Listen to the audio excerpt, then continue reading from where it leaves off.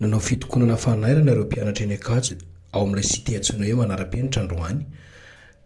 Niverina an-dalana ary tsy afaka nandeha ny fiara no fitokonana nataon'izy ireo. Izany fitokonana izany dia miompana indrindra amin'ny fahatapahana jiro lava sy tsy fisiany rano. Laza mitarika an'ity fitokonana ataon'ny mpianatra eny Ankatso ity fa tsy hitsahatra izao fitokonana izao raha tsy mivaly ny fangatahana ataon'izy ireo.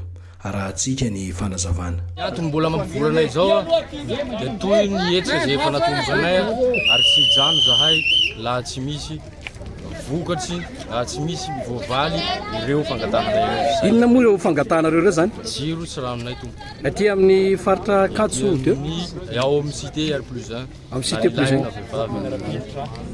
R+1 cité vaovao izy io vao. Apetrao ary le tena fangatanareo mangataka zay tompo mba ho amboarinareo, ho averinareo ny jironay indrindra ranonay koa.